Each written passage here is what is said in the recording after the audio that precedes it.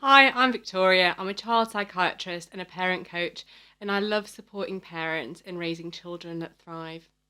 Today, I'm going to be talking about a very difficult topic. I'm going to be talking about how to support your child if you found out they've been through a traumatic event. It's something that happens more than we like to think, and I think it's something that doesn't really get talked about very much. So, if this is something that is important for you, please do listen.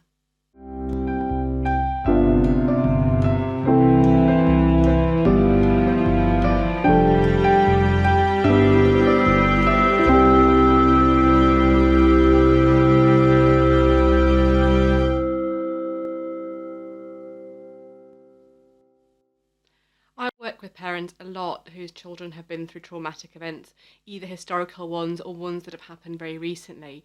And I can tell you that most parents feel really very powerless when it comes to this happening.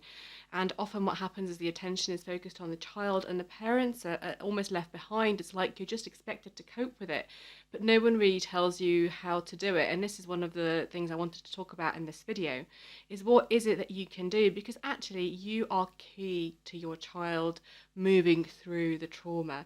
And what we do know about children is actually they can process really awful events that have happened to them if they're in a safe place. That means sort of safe environment now, but also kind of in a loving, supportive relationship with an adult who's able to be sensitive about what's happened, but is able to hold it. So what that means is you really need to be in the right place, but that doesn't come easily, because probably finding out about what's happened to them is as much of a shock for you as it is for them. It was as much as a trauma for you, almost, finding out that something really difficult has happened to your child. So it's really important that you understand this is something that you will need support with. So the first thing that you really need to do is get some support for yourself. You will need a network. It's going to be a very difficult time.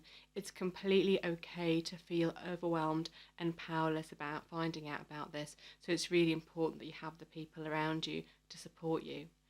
Of course, if you're just finding out about something that's happened, the main thing you need to do is to believe the child. So take the completely appropriate action that you need to take. You might have to get the police involved, you might have to get some other services involved.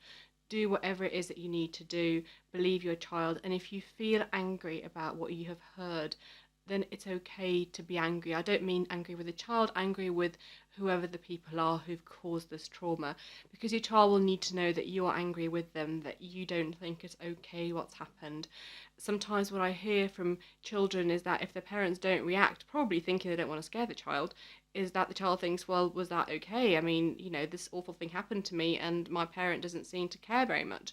So it's completely okay to show some emotion, to let them know that you are really not okay, that this really is a terrible thing. You completely believe them and you're going to do something about it, that it's the right thing they've told you, and you're going to take some action, and you take the right action so that they are aware of it.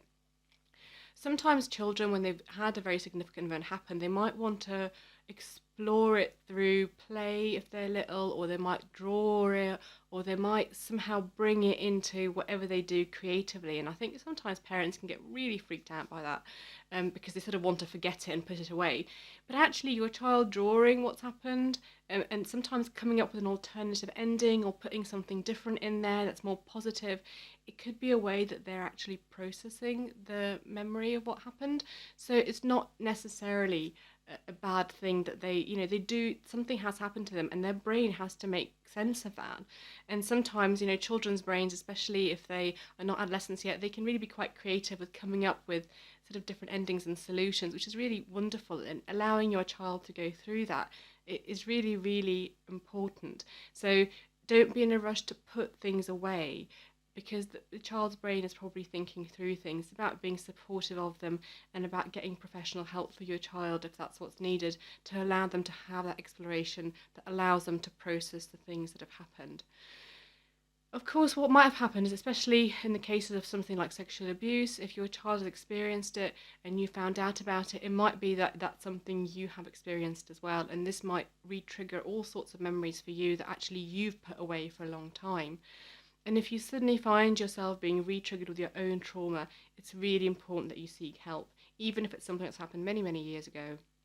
It's important time for you to think, actually, I need to process my own stuff. because if you don't process your own stuff, it's going to be very difficult for you to support your child. So give yourself time. If it's bringing up something for you, apart from just the obvious anger and upset that you, of course, you would experience as a parent, then you really need to make sure you get professional help and that you deal with your own trauma. You might have a trauma response to what you've heard, even if that's not because you've had it yourself. It might be just from the kind of shock of hearing about it. And again, if you're feeling that it's really affected you, it's absolutely okay to get your own help. It's a very, very difficult time. You might feel that you have to just cope with it and get on with it, but the reality is you are going to need support. So my main message is, if you're a parent in that position, do believe your child, but do look after yourself. What you will find is there'll be lots of people helping your child, supporting your child, hopefully services getting involved with them, but you make sure that you're also okay, because actually it's going to be you who's really going to support them through processing what's happened to them and getting out the other side and carrying on, hopefully, getting on with their lives, which is entirely possible as long as they process the trauma. They can grow up to be healthy, happy, thriving children, and it's important to hold on to that at this very dark time. If there is any kind of question that you'd like me to answer or something that's important for you, please do let me know in the comments below.